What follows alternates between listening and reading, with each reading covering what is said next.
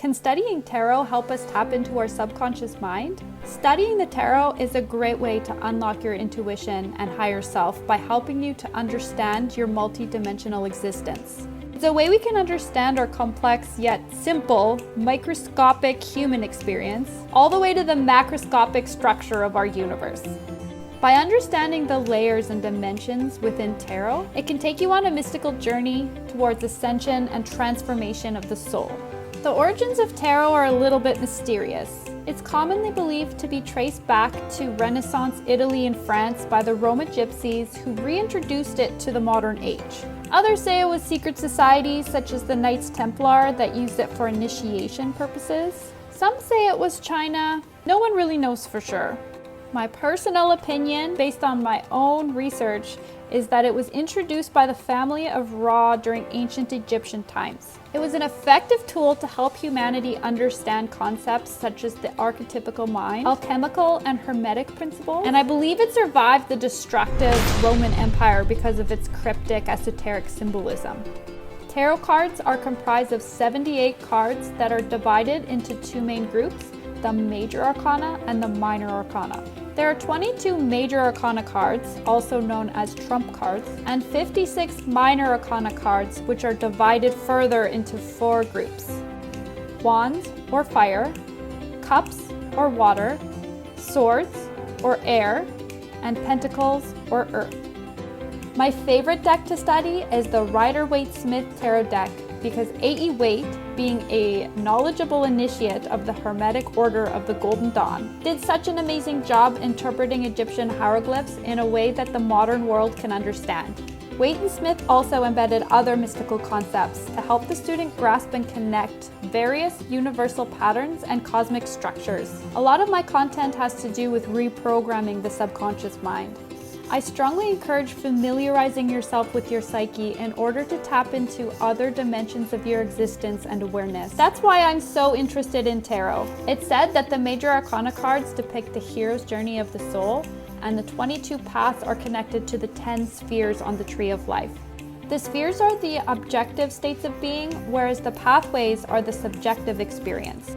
Awareness and conscious understanding of these concepts can catalyze spiritual and personal alchemy by pulling together all the archetypes into one, the higher self. Tarot doesn't come from Kabbalah, but it can be used as a tool to understand the Tree of Life, which is a universal template for organizing information about creation. There's so much more embedded in the tarot cards, such as numerology, astrology, alchemy, occult and biblical symbolism, and so much more.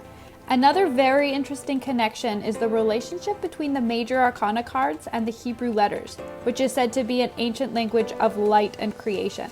In the Sefer Yetzirah Book of Formation, it describes these letters as being interconnected on a sphere which forms the mandala of 231 gates. When we connect the Hebrew letters with the 22 Major Arcana cards, it shows us the path back to wholeness, or our higher self. As previously mentioned, I believe that the tarot was introduced by the family of Ra in ancient Egyptian times, not for the purposes of divination, but as a means of stimulating our subconscious minds in the language of the soul, symbolism.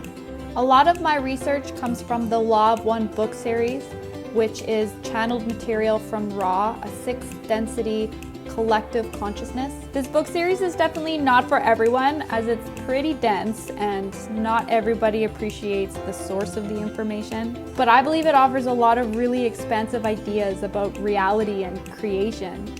Ra states that there are 22 archetypes that are divided into 3 planes: 7 for the mind, 7 for the body, 7 for the spirit, and 1 for choice.